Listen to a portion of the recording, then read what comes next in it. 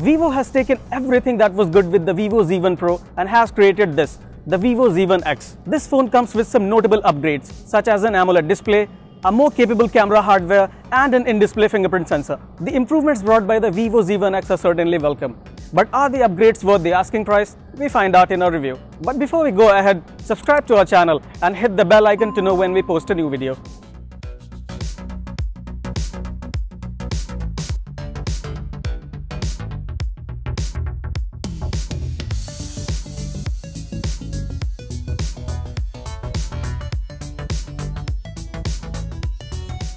The Vivo Z1x swaps the Vivo Z1 Pro's dual-tone gradient design with a gaudier color scheme that alternates between varying shades of the same color. The surface finish is glossy, making the phone highly prone to smudges and dust. The phone is also quite slippery. On the front, you will find a relatively small water drop notch with a thin earpiece above it. The display of the Vivo Z1x is protected by Shot Sensation 3D glass, which is an alternative to Corning's Gorilla Glass. The volume and power buttons are located on the right, and we struggle to reach the volume up button without adjusting the phone in our hands. The dedicated Google Assistant button and dual nano SIM card tray can be found on the left. A speaker, USB Type-C port and 3.5mm headphone jack are at the bottom. The Vivo Z1x is still relatively large and heavy at 189.6 grams, even though it is lighter than the Vivo Z1 Pro. One-handed usage is not easy unless you have fairly large hands, and reaching for content at the upper extremes of the display is a stretch. The Vivo Z1x comes in two storage variants, 64GB and 128GB, both of which offer 6GB of RAM. But keep in mind that the phone does not allow storage expansion. The Vivo Z1x runs FunTouchOS 9.1 based on Android 9 Pie. Our review unit was stuck on the July security patch. FunTouchOS is a heavily customized version of Android, and that may take some time to get used to.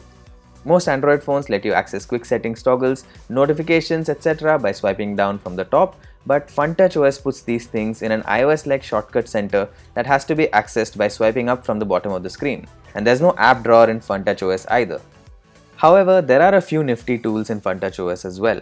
You can quickly create a second instance of a compatible app on the home screen itself, and you can take a scrolling screenshot with ease.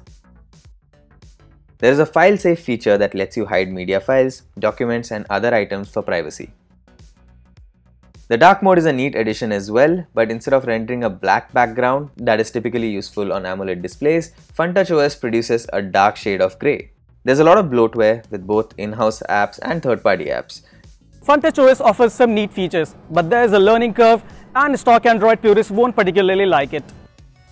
The Vivo Z1x sports a 6.38-inch Full HD Plus display with a 19.5:9 aspect ratio. The device's Super AMOLED panel is sufficiently bright and crisp and renders vibrant colors.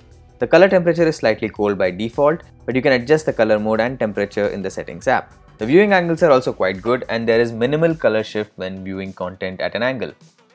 Under daylight, we did not feel the need to crank the brightness up beyond the halfway mark to read emails and to use social media apps. But the reflective nature of the display sometimes proved problematic while watching videos. Vivo claims to have implemented a special low brightness mode on the phone which mimics DC dimming to reduce flickering and make it more comfortable to use the phone in darkness. There's also an in-display fingerprint sensor on this device, and it unlocks the phone quickly. The Snapdragon 712 processor powering the Vivo Z1x proved to be a reliable performer. It was able to handle day-to-day tasks, multitasking and gaming with ease. Now, despite FunTouchOS being a heavily customized Android skin, we did not actually come across any instances of slowdown or stuttering. As for media performance, the phone speaker has a decent volume output, but some distortion and shrillness seeps in when the volume is set above the 80% mark. Vivo Z1x defaults to the high graphics presets in PUBG Mobile and Asphalt 9, and loading titles such as Mortal Kombat and Injustice, Gods Amongst Us, was also quick. We were pleasantly surprised by the Vivo Z1x's thermal performance, as there was minimal heating even after 30 to 50 minute long gaming sessions. The Vivo Z1x packs a 4500 mAh battery, which comfortably lasted us over a day. Even with around 2 hours of playing PUBG Mobile at high graphics settings, calling, social media usage and day-long internet connectivity, the phone still had around 30% left in the tank at the end of the day. In our HD video loop test, the phone lasted 18 hours and 52 minutes before shutting down. The supplied 22.5 watt charger took the battery from empty to 50% in just 38 minutes, and it took around an hour and a half to charge it fully. The Vivo Z1x packs a 48 megapixel primary camera with the Sony IMX582 sensor, assisted by an 8 megapixel ultra-wide camera and a 2 megapixel depth sensor. The rear camera took vibrant pixel bin photos in daylight. Close-up shots were a strong suit of the Vivo Z1x as they retained a healthy amount of surface detail and there was minimal edge bleeding. Focus locking was quick and accurate for the most part. Landscape photos, however, appeared overprocessed with an underwhelming amount of detail. The phone also struggles with dynamic range in challenging scenarios, and despite rendering textures in the sky with decent clarity, colors looked somewhat suppressed. The native AI beauty mode helps with the dynamic range issue to some extent and makes photos look more vibrant, but it does so at the cost of sharpness and softening at the periphery. Low light photos, on the other hand, turned out grainy with a lot of noise. The dedicated night mode adds some color to the frame and makes elements look a bit sharper, but the results are far from what we'd call impressive. The wide-angle camera comes in handy for capturing more people or objects in one scene, but unsurprisingly the quality of shots is lower compared to those shot using the main sensor. Wide-angle photos looked dim and were less sharp. Portrait shots had decent subject separation, but the application of the blur effect was inconsistent. One can adjust the blur effect even after capturing portrait photos by using the preloaded album app. The 32-megapixel front camera took crisp selfies with punchy colors. Some skin smoothing was clearly visible, which is a bit disappointing. The selfies with bokeh also came out looking nice and the portrait lighting effects were applied particularly well. As far as videos go, 4K and 1080p recording maxes out at 30 frames per second, which is a little disappointing because phones that cost lower can shoot Full HD videos at 60 fps. 4K videos on the other hand turned out jerky.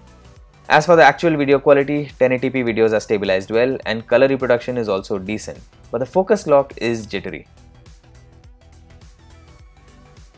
The Vivo Z1x is a meaningful upgrade over its predecessor but underperforms in the camera department despite commanding a premium.